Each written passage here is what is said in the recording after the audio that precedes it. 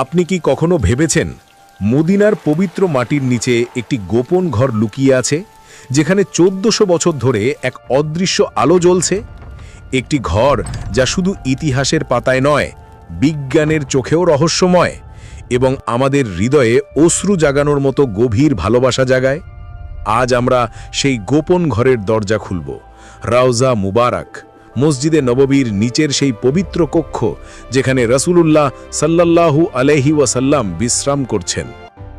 কল্পনা করুন সেই দিন, হিজরি 11 তারিখ, রবিউল আউয়াল, মদিনার একটি সাধারণ ঘরে আয়েশা রাজিয়াল্লাহু আনহার কাঁধে মাথা রেখে আমাদের প্রিয় নবী শেষ নিঃশ্বাস ত্যাগ করলেন। সেই ঘরটি ছিল তার শেষ আশ্রয়, যেখানে তিনি দুয়া করতেন, সাহাবীদের সাথে হাসতেন এবং ইসলামের ভিত্তি গড়ে তুলেছিলেন। আজ সেই ঘর মসজিদে নববীর দক্ষিণ পূর্ব কোণে লুকিয়ে আছে, বড় সবুজ গম্বুজের নিচে। এটি গোপন কেন? কারণ এটি শুধু একটি কবর নয়, এটি একটি জীবন্ত স্মৃতি যা সাধারণ চোখের জন্য অদৃশ্য রাখা হয়েছে, যাতে আমরা শুধু হৃদয় দিয়ে অনুভব করতে পারি। হাদিসে বলা হয়েছে, যে ব্যক্তি আমার কবরের ওপর দোয়া করে তার দোয়া আমার কানে পৌঁছায় যেন বৃষ্টির ফোঁটা। এই গোপনীয়তাই এর পবিত্রতা বাড়ায়। কিন্তু শুধু ঈমানের গল্প নয়, এই ঘর বিজ্ঞানকেও চমকে দেয়। মদিনার ভূতাত্ত্বিক স্তরগুলো যা বালুকাময় এবং অস্থির, সত্যিই এই ঘরকে ঘিরে একটি অদ্ভুত স্থিতিশীলতা তৈরি করেছে। কোরআনে আল্লাহ বলেছেন, তোমাদের নবী তোমাদের জন্য উত্তম উদাহরণ, এবং বিজ্ঞানও প্রমাণ করে তার উত্তরাধিকার কিভাবে সময়ের স্রোতকে অতিক্রম করেছে। এটি কি শুধু কাকতালীয়?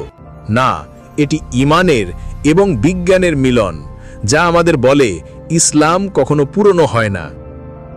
নবীর রাউজার সামনে দাঁড়ালে আমাদের চোখে অশ্রু ভেসে ওঠে। কেন? কারণ সেখানে শুধু একজন নবী না, তিনি আমাদের দয়াল নবী এবং ভালোবাসার নবী, যিনি তার সন্তানের থেকে আমাদের কথা বেশি চিন্তা করতেন। যিনি বলেছিলেন, আমি তোমাদের জন্য দোয়া করি।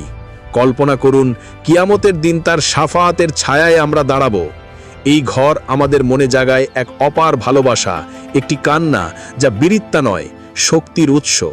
এটি আমাদের স্মরণ করায় জীবনের প্রতিটি মুহূর্তে তার সুন্নাহ অনুসরণ করতে। এই গোপন ঘর শুধু মদিনার নয়, এটি আমাদের সকলের হৃদয়ের মধ্যে। এর রহস্য জেনে আপনার ঈমান কি আরও দৃঢ় হলো? যদি হ্যাঁ, তাহলে এই রকম আরও ইসলামিক রহস্য, বিজ্ঞানের আলো এবং হৃদয়স্পর্শী গল্প জানতে চাইলে এখনই চ্যানেলটি সাবস্ক্রাইব করুন এবং বেল আইকন বাজিয়ে দিন। আল্লাহ আমাদের সকলকে নবীর শাফায়াতের হকদার করুন।